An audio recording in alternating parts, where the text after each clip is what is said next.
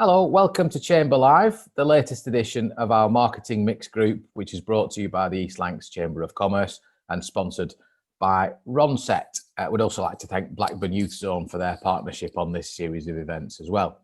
The views expressed in this webinar don't necessarily represent the views of the East Lancashire Chamber of Commerce, and all facts are believed to be correct at the time of recording, which is the 2nd of December 2020. And what a year 2020 has been, a challenging year for the hospitality sector. In particular, we've had the lows of lockdown, the boost of Rishi's Eat Out to Help Out, and lots of challenges in between. For Marketing Lancashire, after years of saying, visit Lancashire, the message became, stay at home and don't visit Lancashire. We'll hear today about that and their Redefining Lancashire campaign. For James's Places, they've had to respond with real agility to ever-changing restrictions. Another day, another announcement, delivered very often at extremely short notice, which, as we all know, have had a significant impact on the hospitality sector across product, people and services. Before we hear both those stories though, let's introduce Chris. All of our chamber sector-specific events rely on sponsorship and support from our commercial partners, and Ronset have been instrumental in launching and developing and supporting this group from its launch. So we're very grateful for that. Chris is Commercial Director at Ronset. Spent a working lifetime in print from production to the boardroom. He's a specialist in all things print, your go-to person for help and advice in that sector. He started out on his journey as an apprentice running the printing presses many moons ago. Not that many moons ago, obviously he's not that old. From there, he quickly rose through the ranks, becoming print manager before entering the boardroom as first production director and then taking up the position of commercial director at Ronset. And our first speaker this morning, over to you, Chris. Good morning, everybody. As you know, my name's Chris Durham, and I'm from Ronset, the commercial director. Happy to sponsor the marketing mix this year. I think it's been a great initiative, really, one that we can all come together and give each other ideas. Although it wasn't how I envisaged it, but nevertheless, we are getting together, which is the main thing. I just want to talk a few minutes about the print and what it can do for you moving forward. I think there's a saying going around about the virus that was after the First World War. What happened then, once that was gone, came the Roaring Twenties, and I, for one, hope the same thing's going to happen again. I think next year will be a boom year. I'm hearing things from the industry, well, from the print industry, that things are going to kick off really big style this coming next year. Things like it's important that people realise that print is a tactile subject. It's a very visual subject. It can be seen and it can be felt, and it can even be smelt with the ink. We can do lots of things with it, and it's a great tool to get the message across. We're looking at events next year, and I think there will be a lot of them. We've all been cooped up and we all want to get out, I think. So I think events will be a massive thing next year.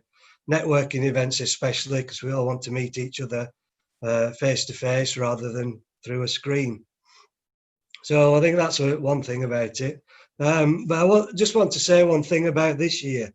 Christmas is coming, and people have been stuck inside, basically, isolating. Let's send a Christmas card, a great piece of print, one that tends to have died off in recent years, but if we can get that message across and send people a Christmas card, it cheers people up, and it's a great piece of print. So that's just one thing to do probably now, really, because time's running out. The other thing is, I think print can be a commemorative thing as well. I know we're looking at going back into football grounds for those in Tier 2. They'll be doing it this weekend. So the clubs are going to be doing commemorative programmes. Now, these will be collector's pieces as well, moving forward throughout the years.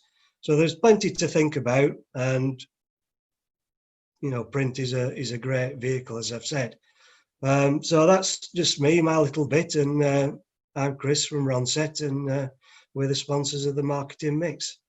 Thank you, and back to you in the studio, Simon. Thank you, Chris. Feel like I'm on Match of the Day. Yeah, absolutely.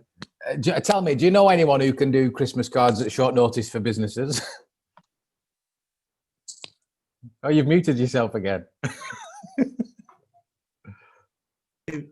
There we go. Yeah, well, there's a company in Blackburn, I believe, that are quite good at turnaround and personalisation. So give Ronset a ring. Drop me an email, chris@ronset.co.uk. Thank you, Simon. Excellent. Anyone got any quick questions for Chris before we let him go? Although it might take him 30 seconds to turn his microphone back on. So I'll assume not. We will have more opportunity for questions again in a moment. I'm just conscious of time, so we'll rattle on. Thank you, Chris. And once again, very grateful for your support in sponsoring Marketing Mix. No doubt Debbie will be tapping you on the shoulder about 2021 very shortly. Time to crack on though. Our next speaker, Chief Executive of Marketing Lancashire, Rachel McQueen, who I'm pleased to be able to see this morning, because when we did a quick dress rehearsal, yes, I know we do dress rehearsals. It's not just thrown together, this, you know. We did a quick dress rehearsal yesterday and a webcam just would not respond. So I was talking to a black screen. So it's just nice to be able to see Rachel's face this morning. Rachel was appointed to the role of Chief Exec of Marketing Lancashire in April 2018, having previously held the role of Director of Tourism at Marketing Cheshire and Director of Marketing and Deputy CEO at Marketing Manchester. During her career at Marketing Manchester, she led a team of 26 there, responsible for the promotion of Manchester as a leading business, leisure and learning destination, including being involved in that transformational I Love MCR campaign that we've all seen, projects with Manchester airports. As you walk down as you arrive at Manchester and you see all the branding there, that's got Rachel's hand in it. Also working closer with Manchester United and Manchester City and various stakeholder initiatives across the city. She's transferred all that learning across to Lancashire and really made her mark in the couple of years that she's been at Marketing Lancashire. And what a year it's been for Marketing Lancashire. We'll find out about that now as we introduce the Chief Exec of Marketing Lancashire, Rachel McQueen. Good morning, Rachel. Morning, Simon. Morning, everybody. Nice to see you today, and nice to have a bit of positive news. We've woken up into lockdown's over. We're still in tier 3, not brilliant, but yeah, the news of vaccines being approved, we hope will help speed us out of what's been a crazy year. And I'm with Chris. I think next year there will be quite a lot of events happening and a lot of networking as people want to get out again and meet people. So thank you all for your time this morning. Nice to see you. I'm going to share my screen because I do have some slides to talk through. So thank you very much. Thank you to Debbie and Simon for inviting me along to this Marketing Mix event this morning. And I just wanted to talk a little bit about obviously the challenges. Simon touched on it earlier. You know, our main message is visit Lancashire, invest in Lancashire, come and see Lancashire, and obviously we had to stop saying that, and never was there a stranger time really. So in terms of what the challenge has been for this year, I mean, obviously, you know, how do you promote a county that is shut, especially during the first lockdown, but also during the most recent one, and now in tier 3? You know, how do you get people to think warmly about a county? How do you convert don't do this into please think this? We were always very conscious that a lot of COVID related messaging was really quite severe, quite you know, instructional and quite negative in terms of what you shouldn't do. And we were very always keen to get across the warmth and friendliness of Lancashire as part of our overall messaging, even though the safety message was obviously critical. Is it possible for a communications campaign to deliver economic recovery? It's only ever going to be one element, but I really do believe that it can have a direct impact on economic recovery if it's done well and if the right messages are put across. And then lastly, how do you deliver it with a 5-year-old throwing Lego at the wall? And I'm sure that I am not the only household across Lancashire or indeed the rest of the country where this was a standard view of my living room after having spent a day on Zoom calls with my 5-year-old running riot. So in terms of the purpose of the campaign that we launched in partnership with local authorities and working with the LEP as well, we very much wanted to create a campaign focused on building confidence and trust. in those business and employee and visitor audiences. And we do have a bit of an audience poll for you. I would like to test, if you like, some of the sentiment of my colleagues, my Lancashire colleagues, against some of the sentiment that's being recorded nationally. Obviously, it's been a really tough year, but some places seem to be more optimistic and enthusiastic than others. But what we knew about this campaign was that, as I said, giving over the necessary safety messages was key, but we wanted something less clinical, much friendlier, warmer, welcoming, something more Lancashire. So before we launched the Redefining campaign, this was back in May, April, May, we started to do See You Soon safely. So instead of, stay away from Lancashire, we very much wanted people to know that our businesses, our amazing offer was still here, and we were just looking forward to welcoming people back. So Simon, I don't know if at this point I'm able to bring forward the poll so that we can get people's views. Fabulous. Yep, there's no such thing as a free breakfast event. So the first one I'd like to ask is if you could rate your mood today between 1 and 10, obviously 1 being very, very depressed and 10 being gloriously happy. Where would you rate your mood? So I'll give that a little bit of time to run through. I quite like this. Most people fairly positive, in a broadly good mood. Maybe it's to do with vaccinations, or just because it's a gloomy day, midwinter day. Fabulous. Okay, so we seem to be having an average at about 7, 8. Which is good actually compared to the national figures. Nationally, they're probably 6, 7. So that's a nice sign that we're feeling a bit positive in Lancashire. Certainly feeling amongst this crowd. Simon, can we move on to the next question, please? So this is about trying to gauge how soon people think we'll be out of this current situation. So in terms of how you believe it might change over the coming months, so just into the very near future, what do you think? Do you believe the worst has passed? Do you believe things are going to stay the same, or do you believe the worst is still to come? And this, I think, really is now, fortunately, being impacted by some of this vaccination news. The national picture on this hasn't been this positive in quite a long time. It began to move this way in July, but then quite quickly fell back into quite a bit of negativity. So I think it's right to say that things will stay the same over the next month, although I think, Heidi and I would say we're quite hopeful that there might be a change on the 16th. We'll have to wait and see. But I think that the worst has passed. Things will stay the same over the next month, but we don't believe the worst is still to come, which is, it is a positive mindset. So the next one, I've got 5 of these questions for you, so please bear with me. I don't know if here we go. So compared to normal, and this is about how we're tracking who's going to take a UK short break. How are we going to support the sector to bounce back as we move into next year? Will people take more, fewer, or about the same? And it's quite interesting this on a national perspective, because there's quite a few people that say they're going to take more, but there's also quite a few people that say they'll take fewer, and it actually balances out to a slight net deficit. So we do have to be quite mindful of that in terms of what we're doing to help the sector bounce back if possible, and build that domestic tourism offer before obviously we can begin to look at international visitors coming in. So we're here in Lancashire. Yeah, pretty typical actually. Yeah, but about the same. Some quite a few fewer, quite a few more.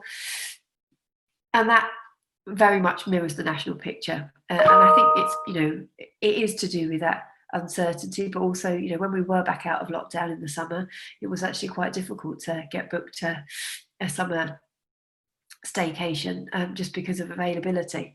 But yeah, we're very much hopeful that this will balance out to be a support recovery process.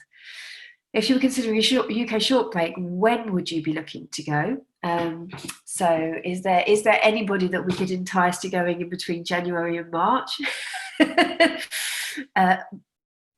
Obviously, relying on restrictions, and we wouldn't do anything against government national restrictions, but we do hope that as we move into January, certainly with the vaccine rolling out, with any mass or community testing. We do hope that we'll be properly opening our doors again, kind of February, March time, bringing that season forward ideally to try and get some people back into these businesses that have missed them for so long. So yeah, I think that's actually really positive. National pictures looking much more the July to September time, or it was. The last national consumer sentiment poll was done on the 19th of November, so it will have moved on a bit now. But I think that's a really positive trend, and if the rest of the country follows Lancashire's position, then I think that could be a positive thing for the industry. And then I promise you, this is the last one. Where would you most like to go on a UK short break? So would you consider a city or a large town? Would you want to go to the countryside or stay in a small village, a traditional coastal seaside town, the rural kind of coastline, or mountains and hills? So, you know, what would your personal preference be for a UK short break? If we can't, we'll be going off to the Maldives. I do apologise, I've got a slight cold, so I apologise for the sound of my voice this morning. Okay, this is nice. I think that we are in Lancashire slightly more in love with our coast and our countryside than the broader UK population, but we are trying to win them all round. And I think it's, you know, that's quite a nice even spread, obviously, with coast and seaside winning out there for us. And we do realise that, you know, particularly in traditional coastal towns, you know, tourism is obviously critical. So the more that we can push back to those places, the better. So thank you very much for that. Thank you, Simon. It's really interesting to get those opinions. The only other thing that I'm going to ask you to do as we go through this presentation is in the chat box, if you can, and we'll pick it up at questions at the end. If you could pick one word or one phrase that you think defines Lancashire, not in general, but Lancashire's response over the last year, Lancashire's ability to react and deal with COVID-19, please type it in the chat box, and then we'll pick up some of those at the end of this presentation, and we'll have a bit of a conversation about what people have picked. So thank you very much, Simon. I need you to just close that window on your machine, Rachel, as well, because it's if you is there an X you can just click to get rid of it, or maybe just click on the polling tab there. That should just get rid of it. Oh, here we go. Perfect. Is that okay? Oh, there we go. Perfect. Okay. We're gone. Marvelous. So, as I say, the objectives for the what we had been asked to develop as a recovery campaign. So obviously we wanted clear, consistent messaging, so a framework that could be used across the county. And we did a very, very quick consultation. It was not the kind of fully fledged consultation that we would normally do when developing a county-wide campaign. But obviously this was in kind of May, June time as we were beginning to reopen again. And we felt like we had to come up with something fairly quickly in order to encourage that confidence in businesses and consumers, and to encourage some of that movement around the economy. We wanted to engage. This was, you know, very, very broad. It wasn't just about tourism and hospitality, although that was a key element of it, but it was also about getting workers back into offices, about instilling confidence in business owners, making residents feel confident that we were operating in a COVID-safe environment, and it was safe for us to welcome visitors back to the county. Obviously bringing them back to our coast countryside, to our towns, our villages and our cities, so to try and get people back into Lancashire, but across as much of it as possible. And then the other thing we wanted to do with the campaign was to support the county's asks of government and to demonstrate our drive to innovate and evolve. So we wanted it to be a bit future facing, we wanted it to feel a bit more positive, basically showing that Lancashire was ready to kind of be reopening, and we wanted to make the most of it for our businesses and for our residents. So in the development of it, we were very conscious of avoiding the word recovery, and lots of marketing workshops and everything else were going on around the summer about, you know, do you use the word recovery, do you not? And we chose very deliberately to stay away from it, in part because it kind of implies going back to how we were rather than innovating into the future, also because of the medical connotations in some ways. So we were quite keen to kind of reject recovery, but and we almost rejected every single re word because they were feeling a bit overused. rebuild, reinvent, you know, all of the various different options.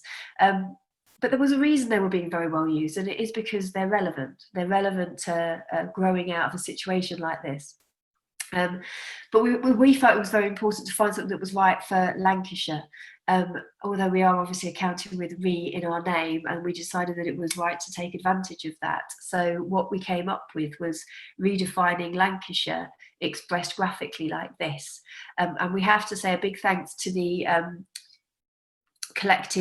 design collective that has been pulled together actually for Lancashire 2025, which is a group of design and creative agencies across Lancashire who will bring their minds together and work on some of these issues. So we were fortunate to be able to have a conversation with them about this campaign. And although we had Lancashire Redefined, they were able to actually build it into this broader messaging. We believed it was the right balance between you obviously building on the amazing assets that still exist in the county. They haven't gone, they're still here. We just need to be celebrating them and supporting them. But also because we need to evolve and redefine the way that we do things. And Heidi's presentation later is a fantastic example of how Lancashire's businesses have done exactly that. We went for redefining as well rather than redefine, and that was because of that conversation with the collective, because they were very clear that this was going to be an ongoing process, and we still had a lot to do to get the county back stronger. So, you know, when we launched this back in June, July, it became an ongoing call for what we might do.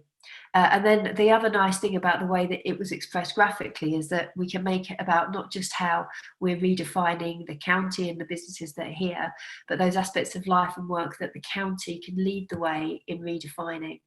And so this is how it's been brought to life visually across all of our different platforms and campaign strands. And we have developed different campaign strands for different audiences and promoting different parts of Lancashire's economy. So, you know, obviously redefining adventure, you've got redefining business here, working with quite a lot of businesses and business sectors in terms of how they've redefined their offer. Redefining city living, and we believe that going forwards this is potentially quite a good opportunity for Lancashire, that we are 80% rural and we offer a fantastic quality of life. Why would you go and live in a major kind of in London or even Manchester, Liverpool, if you could come and live in Lancashire? Redefining culture and people's accessibility for our culture offer, and this we intend to very much roll into our Lancashire 2025 bid, which is going to be ramping up. We expect the guidelines out this week, so we're very excited about looking forward to bidding for that next year. Redefining days out, always been an opportunity in Lancashire, but trying to get people to, you know, really think about, and obviously, you know, how they spend their family time as well, because, you know, people through lockdown, I know it as much as anybody, family time became quite a different thing, sometimes quite stressful, but it's obviously really important to get out and about and enjoy your family. And then also redefining innovation.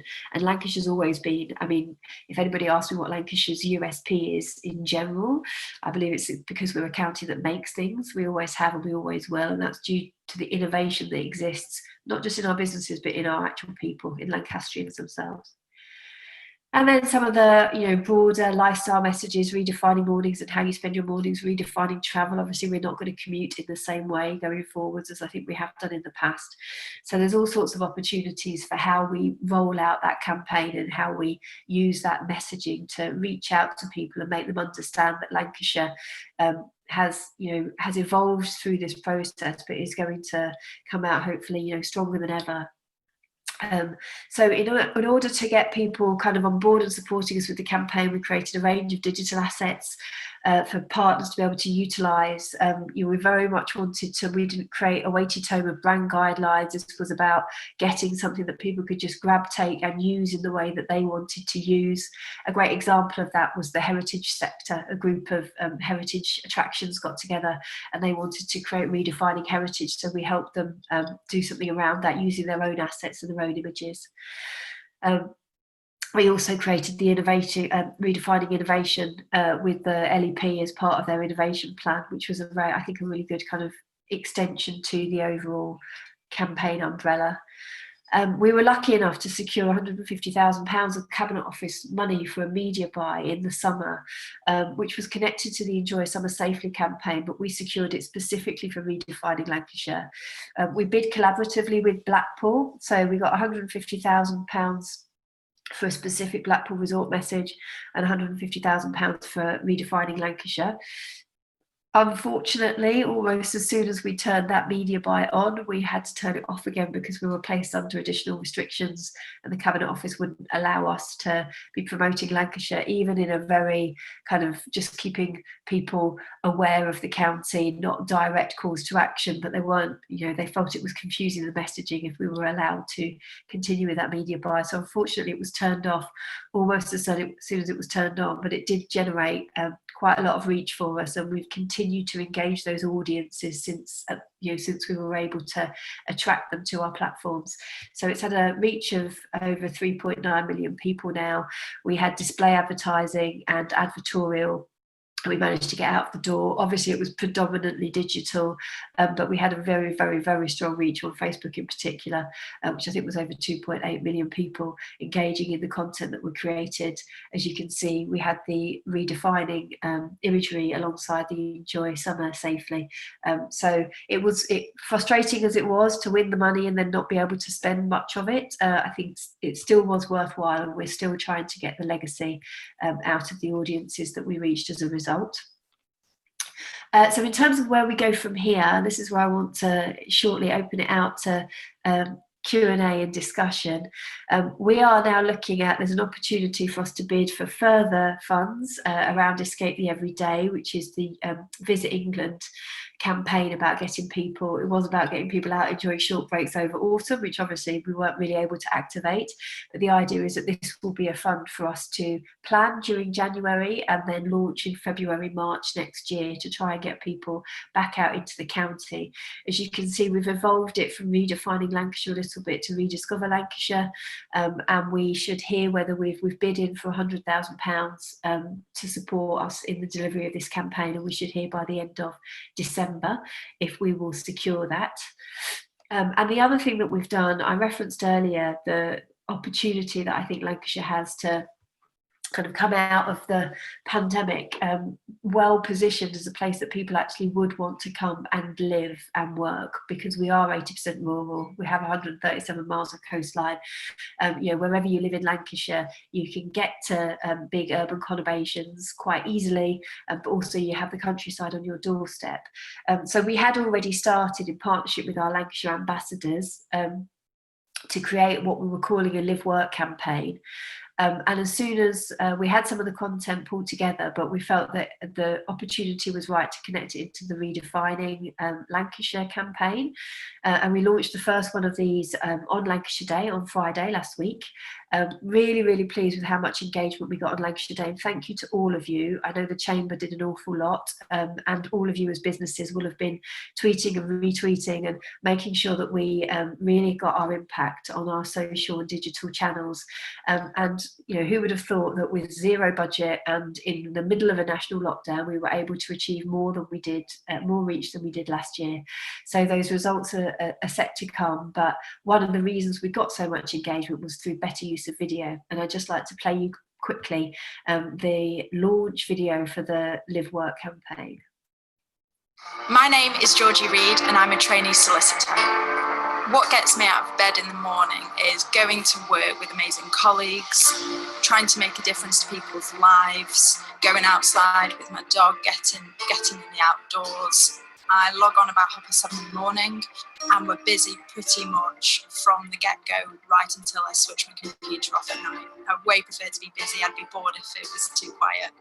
It's so important to have somewhere where that you really like living, to come home to after work and spend your weekends rather than just being in a huge city all the time. That just doesn't suit me personally. I think the main reason I really enjoy living in Lancashire has got to be the coastline. The country is on one side of where I live, the seaside is on the other, and it's a slower pace of life which suits me better for my downtime after work. I love the outdoors, so every single day I'm out in it, no matter the weather. There's so many places to visit in Lancashire in the great outdoors, so yeah, that's why I feel I really suit living in Lancashire. I think the best advice I've ever been given is to just live each day as though it's the last. Really go for it, no matter what it is, and do things that scare you. When you've had a tough day at work or after studying school or uni, one of the best things you can do is go for a walk on the beach. I would definitely recommend coming and living in Lancashire. There is so much to offer, from the beaches to the countryside. The food and nights out are amazing. There's so many lovely restaurants and bars. I live in Lancashire with my partner. We're in the process of renovating a house right by the sea. It means so much more to us than just walking into a house that's already ready to live in. We have considered moving down south for work, and just the thought of being away from Lytham and the beach in Lancashire, I would never do it. Where I live in Lancashire, it has more of a village feel to it. You tend to know a lot of people when you're out and about, which is great. It's lovely to be able to know people in your local area and not just be another person in a huge city. I think if I was advising whether to leave Lancashire for a short period of time or return, I'd definitely say go out and see the world. I've done it myself. I've travelled for almost a year all over the world, and I've also interrailed all over Europe for a summer. And I would definitely say go and do it, because that makes you really appreciate coming back to Lancashire and what we have here on the doorstep. In Lytham and St Anne's, where I live, a lot of the shops and restaurants and bars are independently owned. I think that offers so much more variety to consumers and to people who live in the area. Thinking towards the next 5 to 10 years, I would like to get my house renovation sorted and be able to move into my beautiful new house by the sea, and hopefully one day become a partner.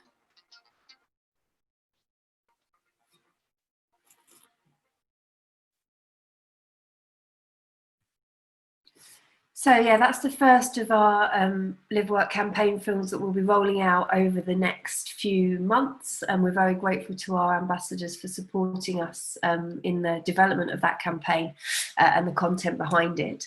But in terms of where next, I've changed our campaign to your campaign, because I've always said to anybody I've talked to about this, it's not Marketing Lancashire's campaign, it's Lancashire's campaign. And I think that, you know, we're really keen to maximise the legacy of that reach that has been achieved to date, and just to support partners to kind of take it, run with it, and do whatever you want with it, really. You know, I'm conscious this is a marketing mix. We've got some great marketing minds in this virtual room. And so I would love people's ideas, suggestions, comments. You know, can we borrow your drums? The only way to get people listening to our messaging around Lancashire is for having us all shouting together and shouting as loudly as possible. So at that point, I'm going to stop my screen share. Come back. I couldn't see myself or any of you during that, so it was slightly disconcerting. And I'm going to go and see if anybody's put some. I think, Simon, we've got a little bit of time for questions. So I think we'll go in and see about who's put words in the chat box. Heidi said resilient, absolutely. I think Lancashire's demonstrated that in spades. Proud and resilient is what we were kind of saying on Lancashire Day. You know, that's absolutely the kind of what Lancashire holds in itself. Diverse, yes. Stoic, that's a good word. I've not heard the word stoic in a while. Flexible, totally. We've had to be, haven't we? And adaptable. I'm loving these words. And yes, determined and persistent. Mindful, yeah, I love that, Pippin. Mindful is, you know, taking mind of what's going on in the world, and making sure that we take that on board for our staff and as well as our customers, to make sure that everybody feels safe. Debbie. Oh, I will send you the link to the video, Debbie. Sorry. I will do, yes. They've been launched online now, so I can certainly send the links out. And then, well, I guess we can open to questions, but I'll start with Heidi, who's asked who are the Lancashire ambassadors. We pulled this together, the Lancashire Ambassadors Group, just probably over a year ago. So they started to meet back in 2019. And it's a group of Lancashire businesses who are hugely successful in their own right in the county, and who want to work with us to advise on how we promote the county going forwards. So, you know, they're it's really quite, I mean, it's amazing because it's really quite altruistic. For them, it's not about the profile that they're achieving for their businesses, but how they can support us to achieve greater profile for Lancashire for the benefit of the county, which obviously ultimately would hopefully benefit their businesses as well. So our ambassadors are the likes of Vika, of Booths, of Scorpion Automotive, of Panaz, of, dare I say it, Blackburn Rovers. I think there's a Burnley fan here. And you know, a range of different businesses. I think we've got about 10 on board. Barnfield Construction, Conlon Construction, and they're business leaders who we get together kind of once a quarter to say, right, okay, what are the challenges that you're facing? What can we do collectively, collaboratively to meet those challenges and try and make sure Lancashire is, you know, putting itself in the best position and communicating itself in the best way. And one of the first ones that came out of those discussions was that people can find it hard to recruit. You know, particularly Forbes is one of our business ambassadors. Georgie in that film actually works for Forbes. And one of the issues that they have is that people want to go to the bright lights of a big city rather than necessarily come and work in a practice that's based in Lancashire. And how can they make sure that they're attracting the best minds and the best talent to the county? And obviously anybody that does actually live and work here knows how amazing it is. We just need to tell everybody that doesn't yet. So that was the ethos behind the start of that campaign. And I think we've got 3 films in the bag. We're hoping to do an extra 2 more over the next few months. And then, you know, we want to work with as many people as possible. So we were looking pre-COVID at working with the NHS to do one, particularly around working in the health sector in Lancashire. So we think there's a lot of extension going forwards there. Debbie, tell me if you need me to shut up. Should I just read these questions that are coming in on the chat? Yes, please. Just read the questions. I think we need to start going towards moving it over to Heidi, but I think Jen's going to take over the hosting now as soon as you're happy with those questions, Rachel. Thank you. Okay, so this is Leon. Are there any initiatives to introduce Lancashire providers, accommodation attractions to technology providers and marketplaces such as Tourism Exchange GB? Interesting. Yes, indeed, there are. Our Director of Marketing and Partnerships, Vicky Harris, and our Head of Partnerships, which is Moriarty Eames, have been getting out and trying to talk to as many people as possible about what opportunities exist. Certainly, TXGB is now live on the Visit Lancashire website, so people can book directly. One of the things that we need to do is work out with partners the value of uploading product onto that platform and making sure that we can kind of use that as a direct bookable opportunity instead of you know, some of the more traditional OTAs, I suppose. So Leon, yes, there definitely are, and if I'm sure Debbie can get me your contact details afterwards, and I'll loop you in with Vicky and Maria, and they'll be able to talk to you about how best to do that. And then, you know, we try and share these opportunities always through our partnership channels as well. But any news, marketinglancashire.com, you know, and follow us as well, because we're pretty vocal on the old Twitter. So I'm very conscious of time. Is there any other questions? It would be great. I want to hand over to Heidi because the story of what they've been through over this last year is quite phenomenal. I think we can welcome questions to keep coming if we just keep them in the chat box and revisit them later if anything comes to somebody's mind. Hello everybody who I hadn't welcomed earlier because I've only just joined to take over from Simon. I'm Jen Hill from the Chamber. Thank you ever so much to Rachel. That's been, I caught it, actually most of it during the school run, so it's been really interesting to see. I'd seen the Redefining Lancashire campaign and was really interested to hear about the sort of background and the thinking behind it. Really interested to see the next few videos that come out as well from the Live and Work campaign, so that's brilliant. Keep out any questions coming for Rachel and we'll just field them at the end, or of course send them privately. Next up we have Heidi Kettle, who most of you will know. Heidi is the Group Marketing Manager for James's Places, a collection of hotels, inns and hospitality businesses based in the Ribble Valley, the Lune Valley and the Yorkshire Dales. We won't mention Yorkshire though today. The businesses include, and it's extensive, I'll take a big deep breath, the Emporium, Mitten Hall, Eves Hall, the Shireburn Arms, Falcon Manor, the Royal Hotel, Waddington Arms, Bowl and Brewery, and the new redevelopment project in Clitheroe Holmes Mill, which many of you will be aware of. Before joining James's Places in 2015, Heidi worked as a senior account manager for Workhouse Marketing in Ribchester, providing strategic and tactical support for retail, leisure and hospitality businesses across the Northwest. Heidi's worked in the retail and leisure sector for over 20 years, starting her marketing career with Matalan. During her time with the company, Matalan increased its number of stores from 35 to 70, and she then spent the next 8 years with Shearing's Holidays as a senior marketing manager. So without further ado, I'm going to pass you over to Heidi, and away you go. Hi everybody, nice to see you. I'm just going to take a few minutes to tell you about our story during lockdown. I'm going to share my screen now, if that's okay. So just taking you back to the beginning, on the 23rd of March, all our businesses, with the exception of Bowl and Food Hall, were closed down. There was still beer in the pumps and food in the kitchen. And as we got the notification on the Friday that we had to close, we had brides staying with us that night that were due to get married on the Saturday. Weddings are a really highly emotive purchase, and when we were dealing with those affected, we had to tread a fine line between customer service and commerciality.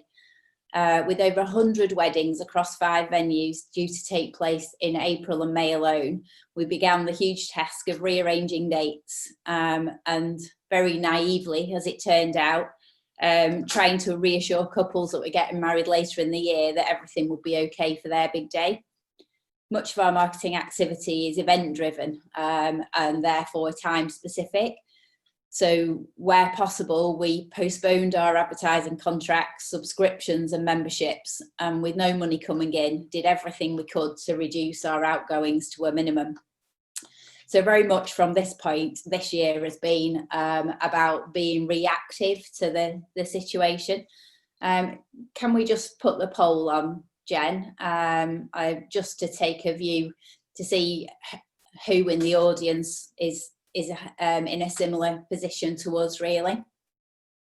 So yeah, we've a couple of people seem to be doing well. I know different industries have done better than others, but yeah, quite a few of you are obviously still in the same position as us. I'm just going to sort of now talk you through some of the things that we did. For those of you that visited the food hall at Holmes Mill, you'll know that we're really not designed as a supermarket. It's a place to dwell, to discover new things. Customers come in and they engage with the butchers and the cheese counters and the delis, etc.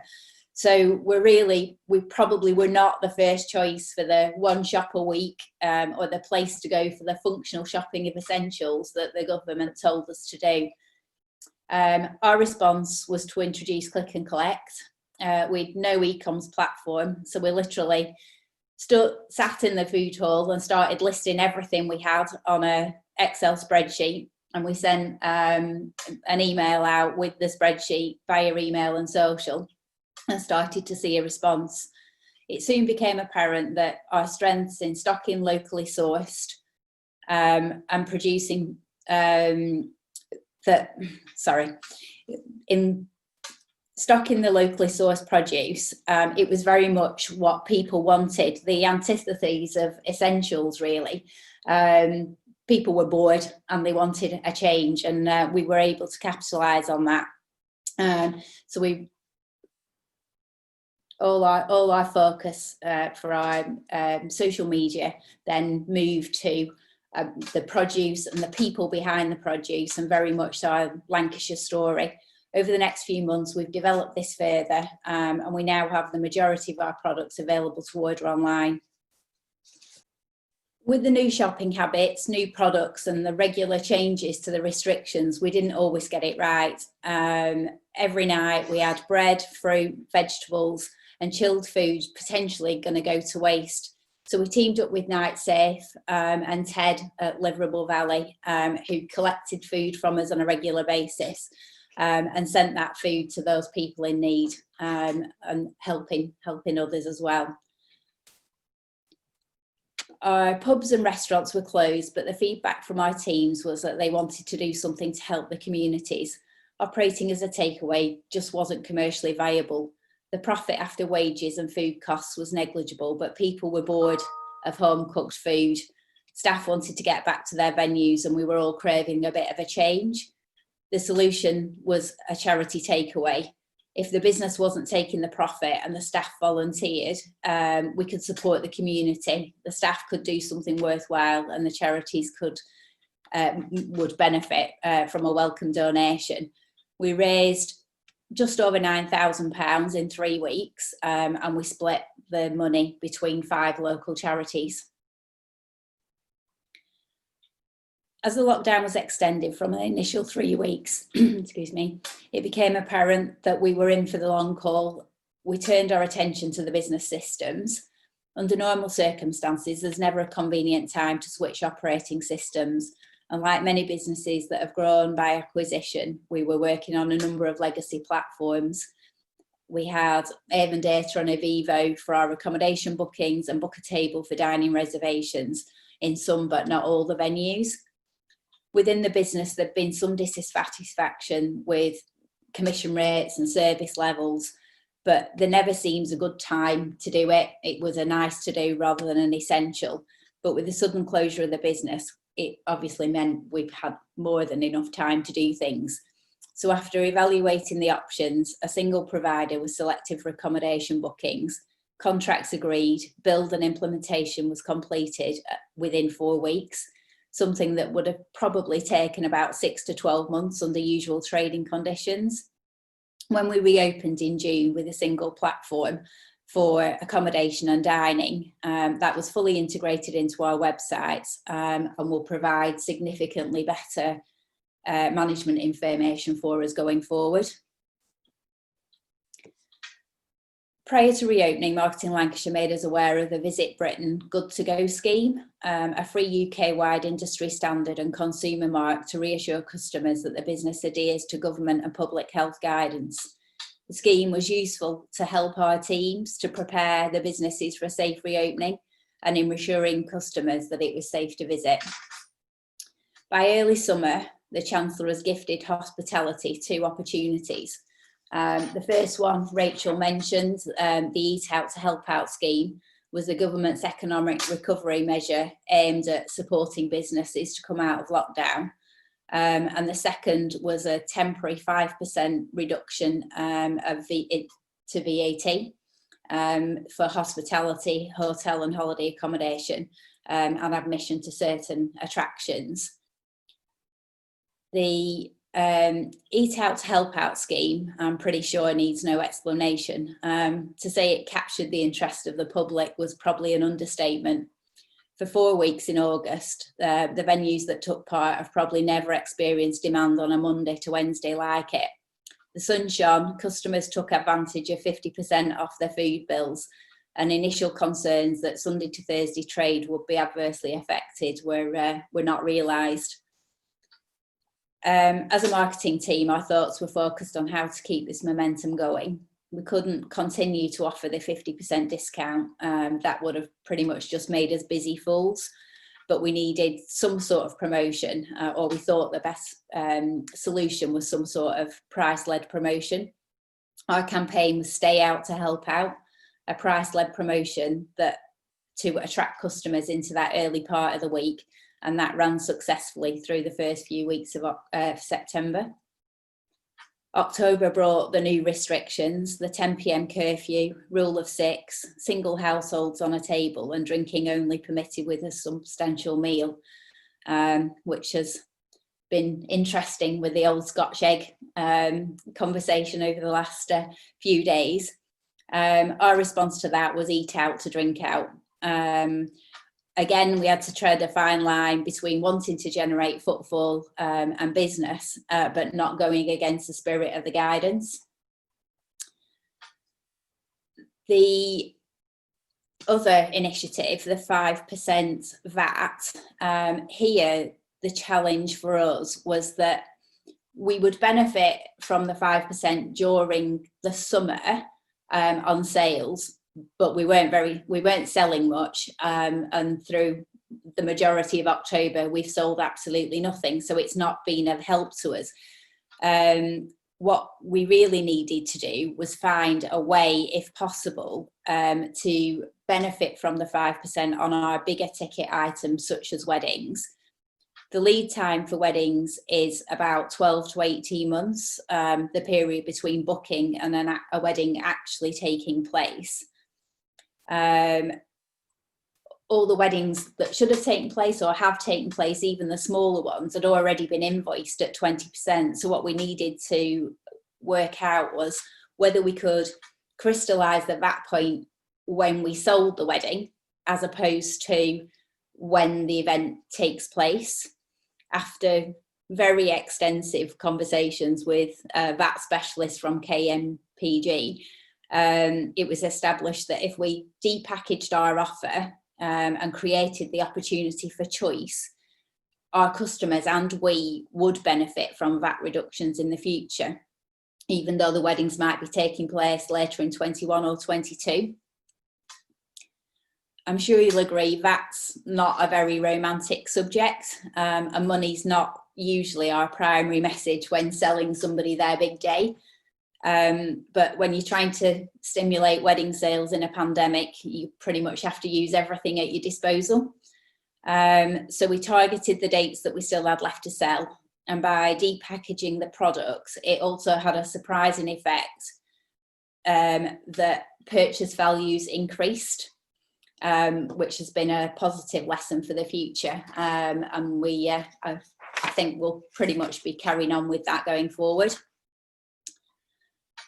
At the start of the presentation, I said the flip side to challenge is opportunity, and one of these opportunities came to us again via Marketing Lancashire. Anna called to say that a film company were doing a national search for an industrial location to shoot a TV series. Holmes Mills have been featured in a number of sort of food and beer-led programmes in the past, but this was a location pitch, so very new for us. We didn't fit all the criteria by any means, but the bistro was closed from the first lockdown, and weddings in the function room were seriously curtailed. So we submitted a video pitch and crossed our fingers. The scouts went to Birmingham, Manchester, Liverpool and Glasgow, and then they came to Clitheroe to view the venue, and we threw everything at it in terms of flexibility.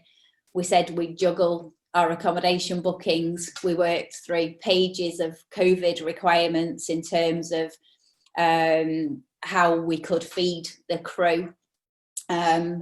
But we won the pitch, and the result was a 30-day hire of the bistro and the function room, 30 bedrooms every night in the hotel, and crew catering for breakfast and lunch. So it turned out into a significant piece of business in October. A Love Bites, the name of the programme, hosted by Scarlett Moffat, started on airing on ITV2 on Monday. There's 30 episodes, and we're very much hoping that it'll be a success and that they really, really want to come back in either January or February to do a second series. So that's pretty much it from me in terms of where we've been. Christmas is looking pretty bleak. As of today, we've reopened the Royal and the and Falcon Manor because they're in tier 2. But there's still no mixing of households in pubs and restaurants, so our opportunity to take money is still quite significantly curtailed. And with no weddings of any size until probably spring at the earliest, we've got quite a few months of difficulty still to face. But that said, we'll make the most of what we've got. We'll remain flexible, and we'll keep moving as fast as we can to the changing circumstances. We yesterday rearranged the Diamond Ambassador lunch with Debbie, and we've got that scheduled in at Mytton towards the end of January. And I very much hope the next time I see you that it's face to face.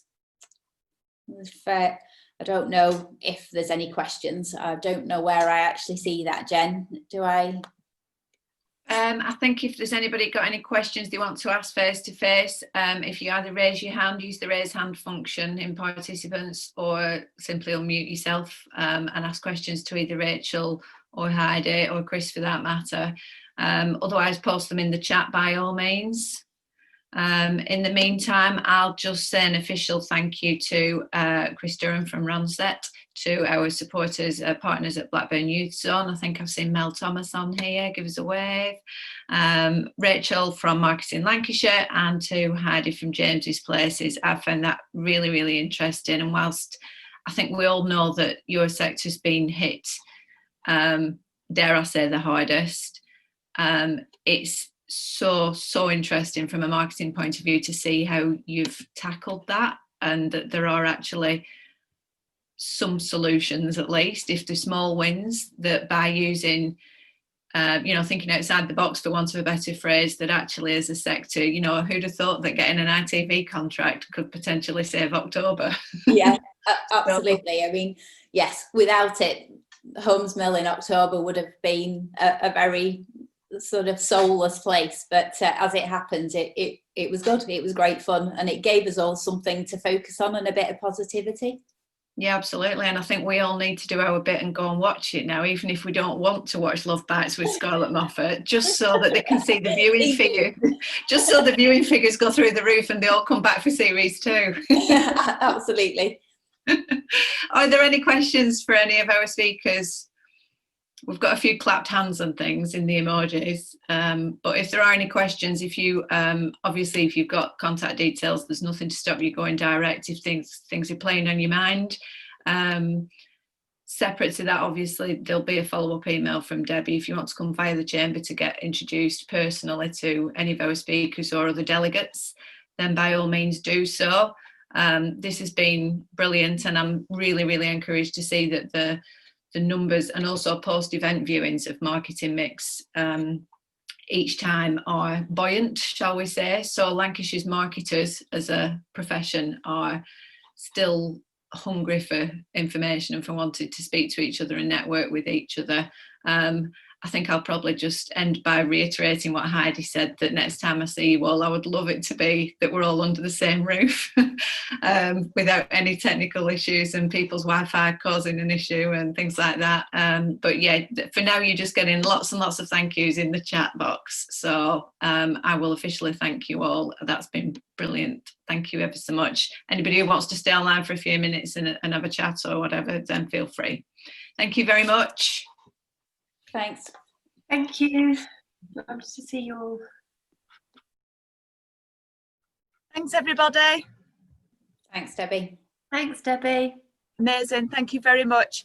The recording will be available later, and I'll tag everybody, all the main speakers, and of course Chris from Ronset on LinkedIn. So please share away. I think there's a lot of really interesting and really important content that has come through this event. So thanks, everybody. Thanks a lot. Absolutely. I think, Rachel, as well, just on the Redefining Lancashire, when you were saying about everybody getting on board and can we use your drums, all chamber members and partners are welcome to use chamber drums. You guys banging my drums means I don't have to do it quite as loud. So anything that you're doing, if you brief your marketing teams to tag us, potentially you're reaching another 13,000 people out there who hopefully want to book hotel rooms and visit attractions and things like that over the next few months when they're allowed to. So by all means, go for it. That's what it's there for. Thanks, Jen. I'm sure, well, I hope they already do, but I'll make sure, I'll double check that they do. It's sporadic. I think some people sometimes think it's a bit cheeky, but actually that's what we're there for. So literally just by tagging us gives me the nod. I can then tell eViews on the call as well to, anybody who tags us who's a member, we, if it's relevant to our membership, then we shout about it a bit louder for you. So by all means do it. I very, very rarely untag myself from anything. Well, great to see you all. Thank you. Thanks, guys. Thank you very much. Bye. Nice to see you, Heidi. Thanks for watching this Chamber Live video from the East Lancashire Chamber of Commerce. If you've enjoyed this content, then you might enjoy some of the other content that's on the screen now. Please do subscribe to our YouTube channel.